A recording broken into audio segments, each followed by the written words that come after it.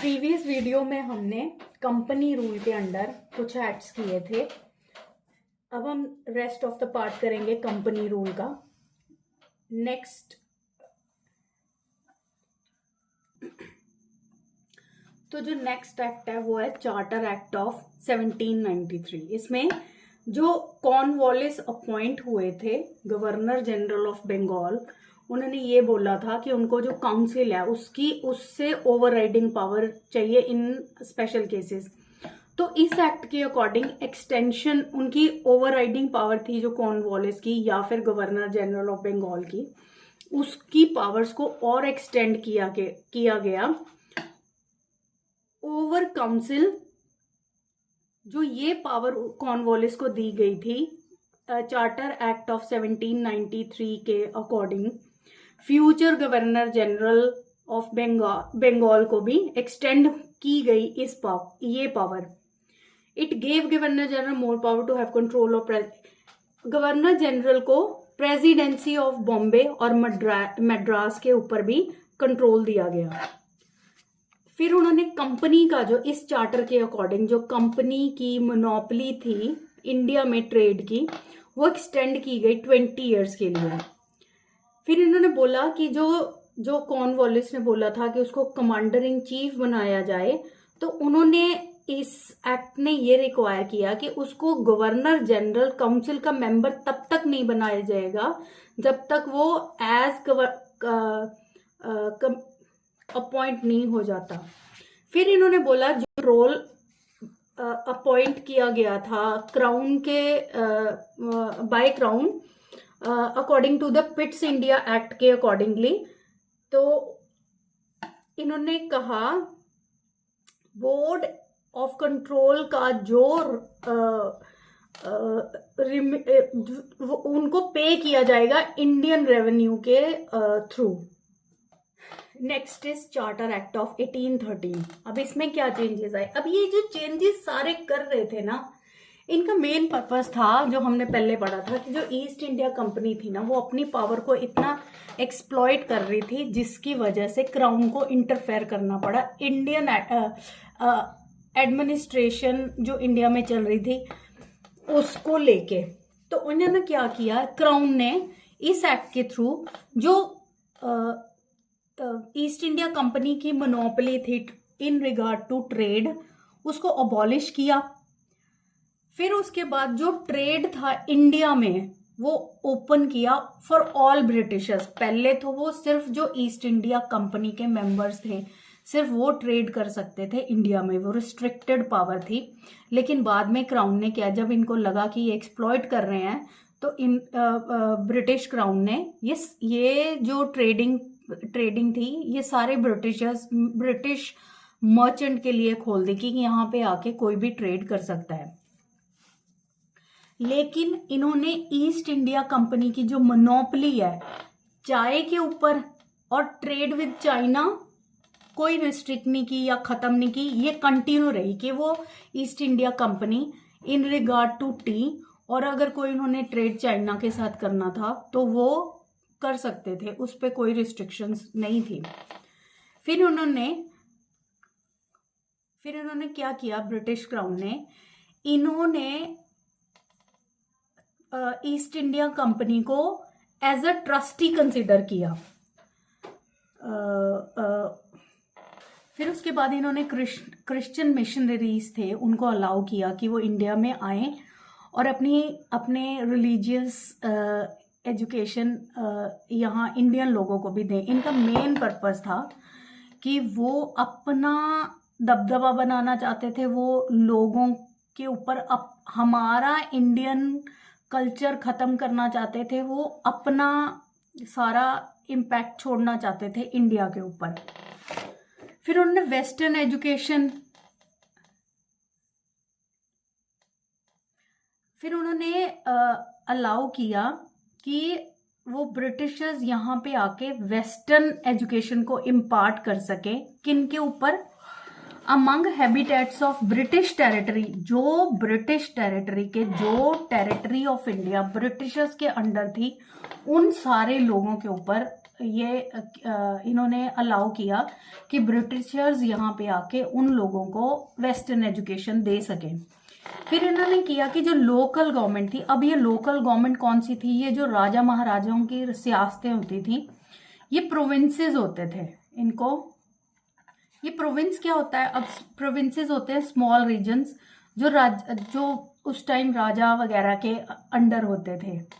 तो उनको authorise authority दी कि वो टैक्स इम्पोज कर सकें, या फिर अगर कोई टैक्स नहीं पे करता तो उनको पनिश भी कर सकें। अब नेक्स्ट है चार्टर एक्ट ऑफ 1833। ये बहुत इंपॉर्टेंट चार्टर है। इसकी इम्पोर्टेंस ये है कि पहले कंपनी रूल था, फिर क्राउन ने अपने एडमिनिस्ट्रेशन की इनडायरेक्टली, लेकिन यहाँ पे centralisation, it was a first step towards centralisation in British India. इसका मतलब ये है कि जो क्राउन था उसने कंपनी रूल बिल्कुल ख़त्म कर दिया और उन्होंने अपनी एडमिनिस्ट्रेशन लेके आए, वो डायरेक्ट लेके आए। कैसे लेके आए, इन्होंने क्या किया, इन्होंने गवर्नर जनरल ऑफ बंगाल को गवर्नर जनरल ऑफ इंडिया बोल दिया, इसलिए इसको सेंट्रलाइजेशन इन ब्रिटिश इंडिया बोलते हैं। मतलब इसको गवर्नमेंट ऑफ इंडिया बोल लो।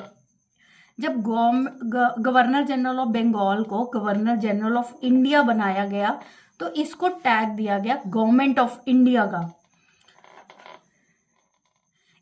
इस तरह से जो कंट्री की, जो इंडिया की एडमिनिस्ट्रेशन थी, वो यूनाइट हुई अंडर वन कंट्रोल। इन्होंने क्या किया कि जो कंपनी की कमर्शियल एक्टिविटीज थी उसको बिल्कुल क्लोज डाउन कर दिया। इन्होंने centralisation of government of India कैसे की, इन्होंने जो कंपनी का कमर्शियल एक्टिविटी थी वो बिल्कुल खत्म कर दी, और इन्होंने जो कंपनी थी ना उनको एडमिनिस्ट्रेटिव बॉडी बना दिया। किसके लिए एडमिनिस्ट्रेटिव बना दिया, फॉर ब्रिटिश इंडिया पोजेशन। जो टेरिटरी ब्रिटिश इंडिया के अंडर थी सिर्फ उस एरिया के लिए।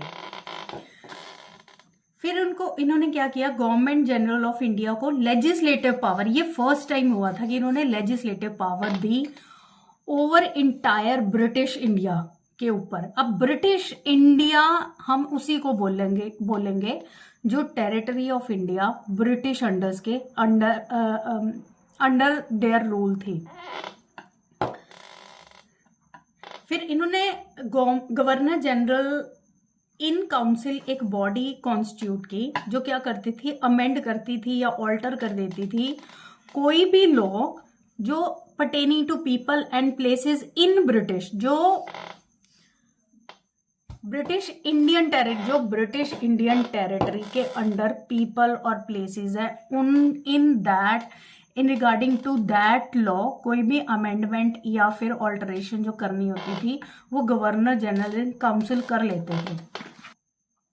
फिर civil and military affair of the company, ये भी सारा गवर्नर जनरल इन काउंसिल ने कंट्रोल करना शुरू किया।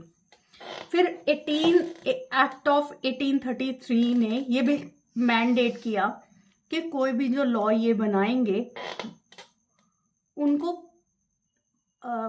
दे have to put that law before British parliament.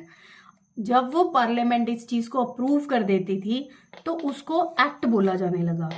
As per act Indian law, फिर इंडियन लॉ कमीशन एस्टैब्लिश की गई। फर्स्ट लॉ कमीशन चेयरमैन थे लॉर्ड मैकॉले। इन्होंने ये they propose the Indian law to codify, और first governor general of India था lord Bentinck. अब ये चार्टर एक्ट ऑफ 1853 ये लास्ट चार्टर है जो ब्रिटिश पार्लियामेंट ने पास किया बिटवीन 1793 टू 1853। इसने क्या किया, इसने एग्जेक्टिव और लेजिस्लेटिव पावर्स को सेपरेट किया। किसकी लेजिस्लेटिव और एग्जेक्टिव पावर को, गवर्नर जनरल काउंसिल की। इन्होंने जो काउंसिल उन्होंने कॉन्स्टिट्यूट की थी, पहले 4 मेंबर थे, इन्होंने 6 new member called legislative councillors to council elect किए। अब ये जो लेजिस्लेटिव काउंसिल थी, ये फर्स्ट टाइम इंडिया में इनको पावर दी गई। पहले क्या होता था कि क्राउन खुद लॉ बनाता था, या फिर कोई, जो हमने पीछे पढ़ा कि कोई लॉ बनाना होता था, वो अप्रूव करने के लिए ब्रिटिश पार्लियामेंट के सामने जाता था, वो अप्रूव करते थे। लेकिन यहाँ से क्या हुआ, लेजिस्लेटिव काउंसिल कॉन्स्टिट्यूट हुई, जिसको इंडियन लेजिस्लेटिव काउंसिल बोलते थे, जिसमें न्यू मेंबर और ऐड किए।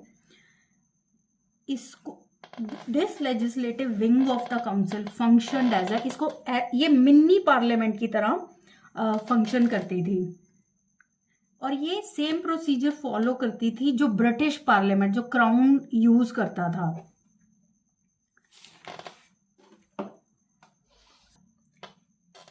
नेक्स्ट इन्होंने क्या किया, इन्होंने ओपन कंपटीशन इंट्रोड्यूस किया for the selection and recruitment of civil servants, और ये जो कंपटीशन था इन्होंने इंडियंस के लिए भी ओपन किया। अकॉर्डिंगली द मैकॉली कमिटी अपॉइंट हुई 1854 में। नेक्स्ट इन्होंने ये किया कि इन्होंने कंपनी रूल को एक्सटेंड किया। हमने जैसे पीछे पढ़ा था कि कंपनी रूल को एबॉलिश किया, अब इसका मतलब ये है कि कंपनी रूल को एक्सटेंड तो किया इन्होंने, लेकिन इन्होंने as a trust of the British government इसको रखा, कि एज अ ट्रस्टी ये संभाल रहे थे, जो भी रूल कर रहे थे ना, ये एज अ ट्रस्टी कर रहे थे यहाँ पे ब्रिटिश क्राउन का। और मोस्ट इम्पॉर्टेंटली ये कि इन्होंने ना अपने जो लेजिस्लेटिव काउंसिल्स थे उनमें इन्होंने इंक्लूड की लोकल रिप्रेजेंटेशन। मींस अब पहले क्या होता था, जो क्राउन था वो सिर्फ अपने लोगों को अपॉइंट करता था किसी भी काम के लिए, एडमिनिस्ट्रेटिव फंक्शंस के लिए। लेकिन अब इन्होंने इस एक्ट में इन्होंने क्या किया कि इन्होंने लॉ किया या इंट्रोड्यूस किया local representation of the in the Indian central legislative. जो लेजिस्लेटिव काउंसिल उन्होंने फॉर्म की थी, उसमें अब इंडियंस भी रिप्रेजेंटेटिव हो सकते थे इस काउंसिल के। 6 जो मेंबर इन्होंने लेजिस्लेटिव काउंसिल के बनाए थे, उसमें से 4 मेंबर अपॉइंट किए गए local provincial government of Madras, Bombay, Bengal and Agra के। तो इससे क्या हुआ, जो इंडियंस थे अब वो administrative field of the British crown include होने शुरू हो गए। यहाँ से इंडियंस का इंक्लूजन होना शुरू हो गया गवर्नमेंट में। ये अब तक ये हमने जो पीछे अब सारा पढ़ा, ये कंपनी रूल था। कल से हम करेंगे क्राउन रूल। अब कल हम करेंगे द क्राउन रूल 1858 टू 1947। अब क्राउन रूल में हम ये पढ़ेंगे कि जो क्राउन था वो कैसे पावर में, मतलब उन्होंने कैसे ओवर पावर किया कंपनी रूल को।